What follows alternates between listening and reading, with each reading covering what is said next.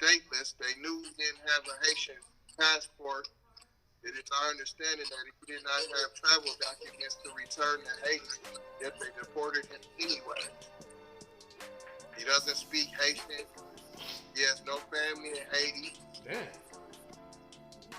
He was staying with a friend of a friend. And said he tried to explain the situation. And they sent him on a plane anyway. They wrestled with him, forced him to get off the airplane and stay in the country.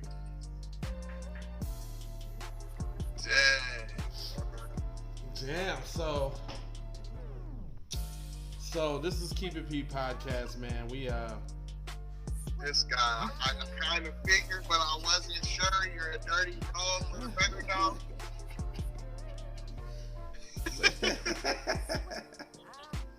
I don't know what it is about that. It's something. I don't know. This dude, for the record dog, was trying to prep him for the show. That's how I get you every time. That's how I get you every time.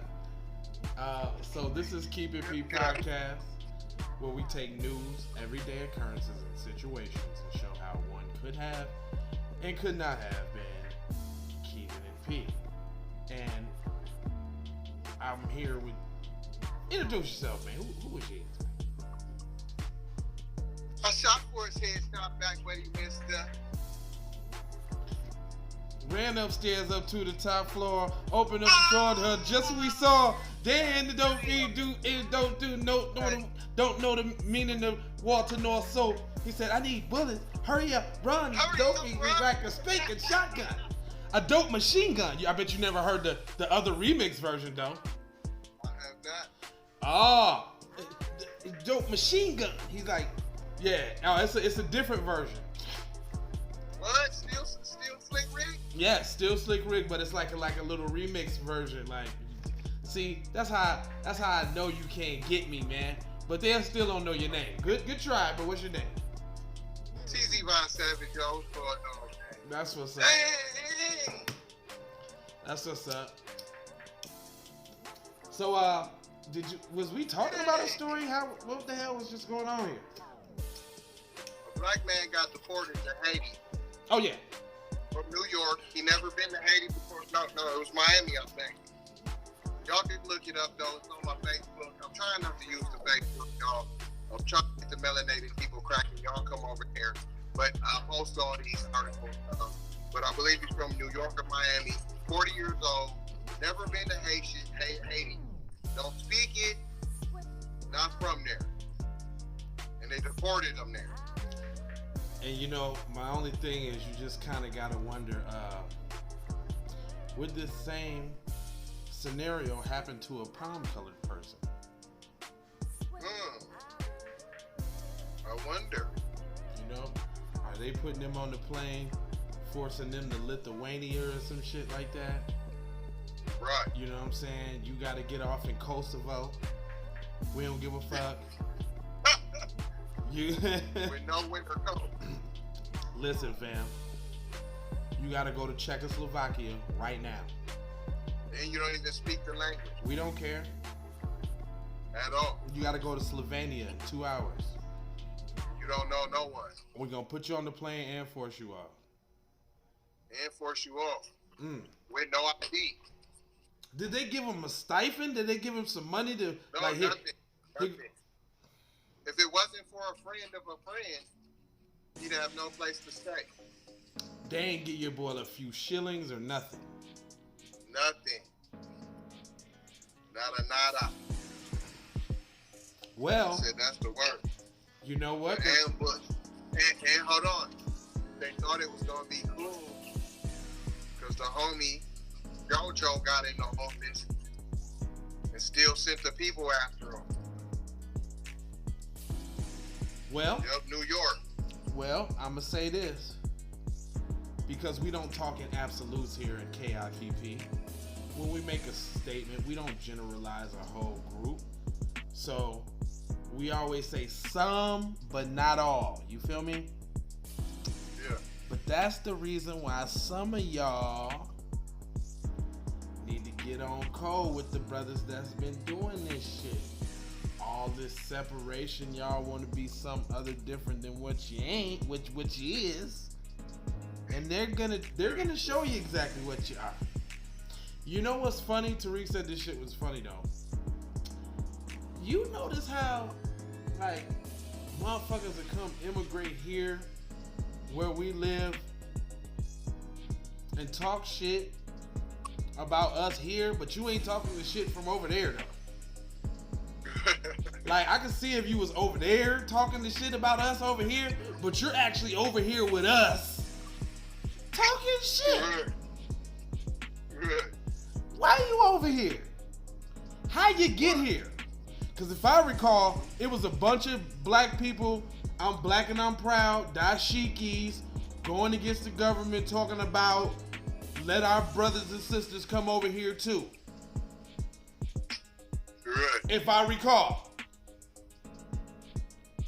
I could be wrong, but I'm not. No, I could be, but I'm really not. I mean, there was even a movie about it. Remember School Days? Mm-hmm. His whole thing was they wasn't riding for the brothers in Africa. They wouldn't divest. They wasn't riding for the brothers in Africa. Mm-hmm. Who was they going against?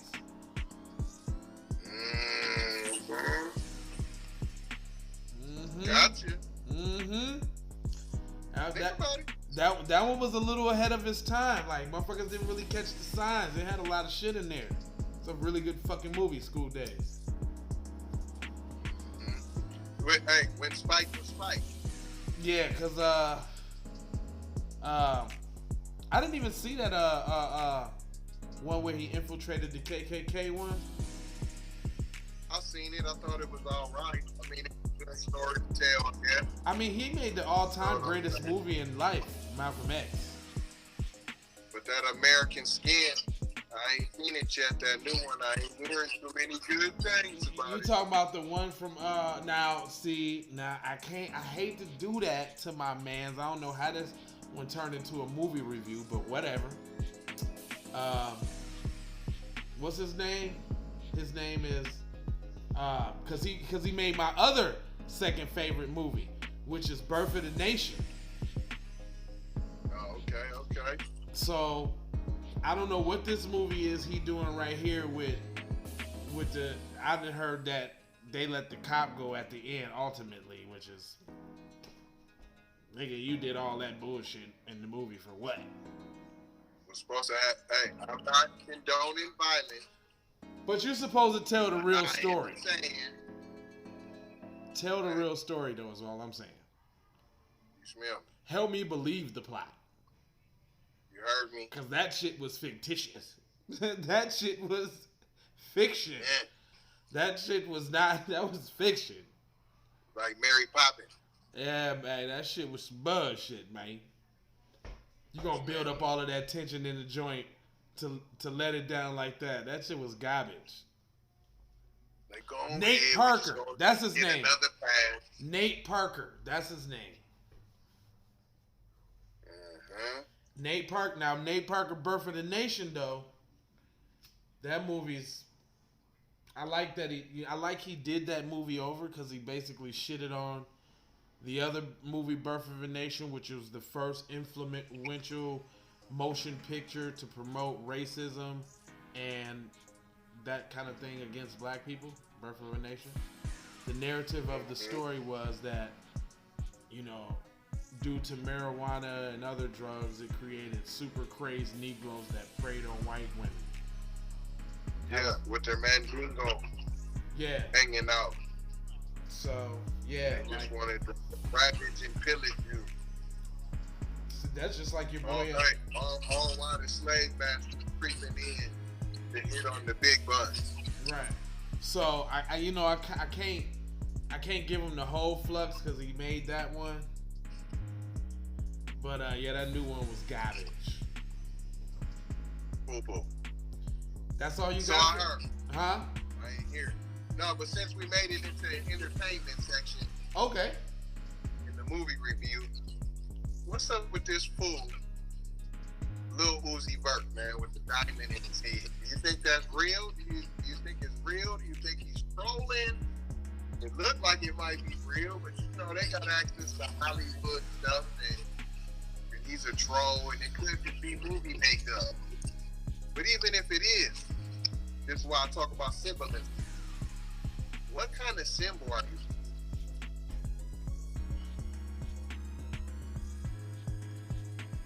You ready? Are you ready? All right, here we go. See, because you and I are both artists, right? You're right. And I got a love-hate relationship with my genre. Hip-hop, rap, and its many iterations, trap, and East Coast, West Coast, down south, boom bap. You know what I'm saying? Like, it's a lot of shit, right? But what has been taken over is what we deem mumble rap. Yeah. Right? Trash rap. Yeah. I mean, I'm sorry. I don't whatever y'all like. Nah, you know what? Continue, sir. No. This is hashtag KIPP, sir. That shit garbage, man. And I'm gonna tell you why it's garbage. Because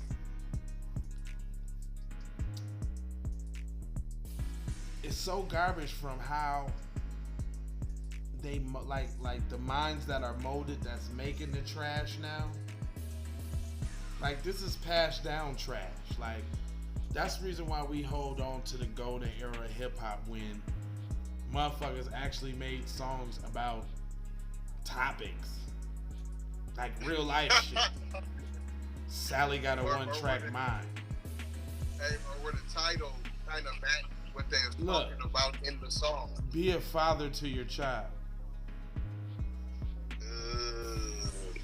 That's one of my favorite joints. Ed OG and the Bulldogs. I bumps that right now to this day. Blue cheese, nigga. You know about blue cheese? I do not, sir. The UMCs?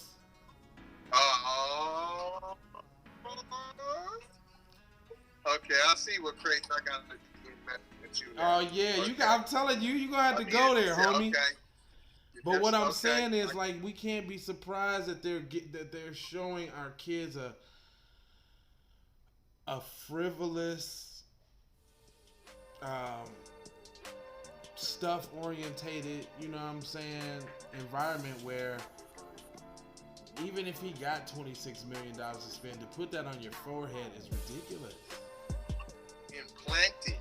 Well, first of all, that says that you don't think that you're worth anything, and to enhance yourself, you got to put a big ass diamond on your forehead. I mean, look at the multi-billion-dollar industry of plastic surgery. Isn't this more or less just an extension of that?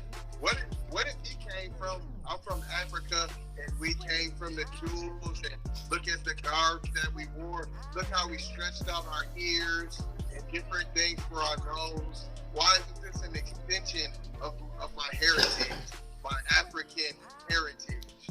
Because Lil Uzi fruit booty ass ain't on none of that. That nigga ain't know none of that. He not on that though. I could see if he was coming with some real unk type, you know what I'm saying? Like, you know what I mean? Nah, he ain't on that. He's a nigga that does a shoulder dance like this. Like, who does that? Like, who does that? That. Hey, they got that from Mate, fam. They got that from Mate. Mate used to do that. That shoulder dance?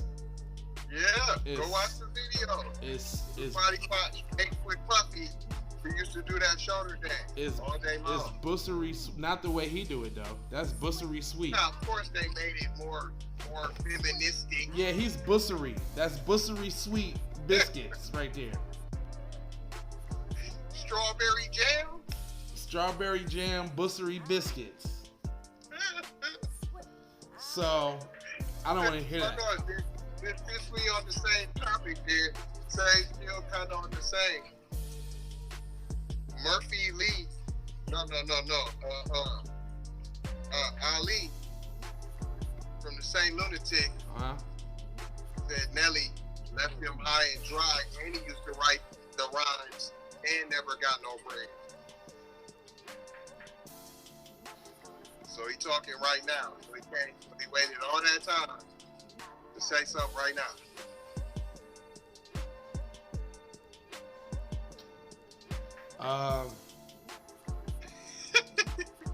Nah, you know what? I mean, we in the music business, right?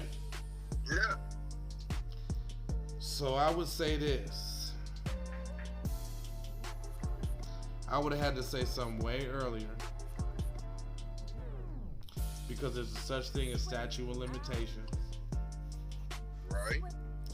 And closed mouths don't get fed in this industry, and if you don't talk up for it, ain't nobody gonna give it to you. And that shit, I mean, the shit was probably eating that cuz soul, you know what I'm saying? Like, just especially after he figured out, see, he might have been trying to give him a little time, and maybe Nelly was spinning him. Like, that's a lot of spin, though. It's a years of spin, man. That's Spinderella. Look, that's Spinderella, not the first one, but the second one. The one that didn't make the movie. Hey, he said, Ali took readers through the history of the formation of the same lunatics, including a claim that their label didn't want Nelly's verse on Give Me What You Got, but he fought for it. He also stated that he was offered a solo record deal, but instead chose to ride it out with his group. But when Mace's manager, Cutta, was introduced to the crew, he only wanted to represent Nelly and City Spud. They left with Cutta, went to Harlem, wrote Ali. The separation became the reality they had left. They, the rest of the group, felt hustled. We were one until the opportunity was presented to be true. They hustled us. Fast forward, Universal Records signed Nelly. Nelly had his manager, my best friend at St. Louis Love, called me and he said, Nelly said he doesn't need you to help him write. But then hit him up and asked him to help me write, but gave me no credit. Okay. Well, are you surprised that Cuz might be on some sucker shit? I'm not shocked. I'm just like, what made you wait to say something so long? Bam is almost in super retirement from anything. What show is he on? I wouldn't have waited that long. I would have had to let a nigga know, like, yo, we ain't doing all that. And then you're saying his best friend, your best friend, is his manager? So, your best friend couldn't get you no check? Couldn't whisper to him, like, hold on, man, you just gonna do cuz like that? I don't get it. It don't sound right. I don't sound right. I don't get it. Then he like, oh, they like, Ali, you being childish. Why you putting it on social media, Ali? Nelly's not saying anything. He's staying positive. Nah, he just the type to throw a rock and hide his hand. I throw mine and say, yeah, I did it. Nah, I think that's, you know, in this day and age, it doesn't, you know what I'm saying? It doesn't, I think he put it up there because it is what it is. And, you know, that would be an attempt to reach back, especially if it was true, right? To stir up some drama, to get recognized and get your name back popping, right? more 15 minutes. Yeah. That's if it was true. I could see that if it was true. You think Nelly will cut him a check? And then a check for how much? What's respectable at this point? I don't even think it's about the check. You just want some credit with no money? Well, okay, so let's play it all out, right? What if he found out everything that he said was true? What does that do for him? Right, that's my point. Well, what it does is it solidifies that he was the brains behind the operation, and if he got any project or doing anything right now, that brings the attention right back to him. In order to get you paid, a payday. So if it's about the money, just say how much you want. I think he going this route because he was probably on some loyalty shit, like he said, waiting on his homeboy to make good, and his homeboy was 15 years. But see, he was probably with the bird feed though. The Air Force Ones. Look, I'll buy you 10 pairs of Air Force Ones. I'll buy you a car. I'll get you a watch. Okay. You know what I'm saying? I bought you. I buy you a gun, nigga. You got straps. I got you a car on rims. You know what I'm saying? Entourage. You know what I'm saying? I might even put down. Look, he might even put down a down payment to a crib or something. You know? Yeah. But I would imagine the only things that would have kept him still, right? Like, cause you will stay still until you like, man, hold on, wait a minute, dog. Like, I was writing this shit and doing this shit, and now this is how you trying to play me? See, that's what it sounds like right there. You know what I'm saying? Like, oh, this the last straw. Like, you know what I mean? How long you supposed to eat? If I've been feeding you on the spoon, eat. See, that's the thing, though. You looking at nigga looking at the bird droppings. Niggas is looking at the bird droppings like, man, I could be, big shit. I could eagle shit. You got me with the pigeon drops. Man, Nelly still eating pigeon drops now. You should have got it when he had when he had the pad. On the scratch. Well, it just depends on how his shit was set up. Man, you should have been. Because if he got his royalties and all this shit together, though, he probably still making bread right now. You probably go on streaming service. That shit probably got millions of streams now. I ain't saying he ain't easy. I'm saying it ain't at the top when this dude pulling in 10 mil tickets a year. Yeah. 20 going on tour. You got the song with the white dude, the country song. Oh yeah. You talking about when I'm totally out there. But listen, come on, fam. I would just say lesson, man. Don't never hold your goddamn breath that long. That is #KICP. You was not keeping it big. Ali, you was not keeping it big. Lil Uzi Vert, you was not keeping it big. Nope. I agree, sir. Where can they find you? Catch me on tvbonsavage.com. Download that Melanated People app. Master P, shout out. He said, get your own Melanated People app. Get it. Aloha. And J Lava, just keep it P. And we out, man. Check out all the stuff I do.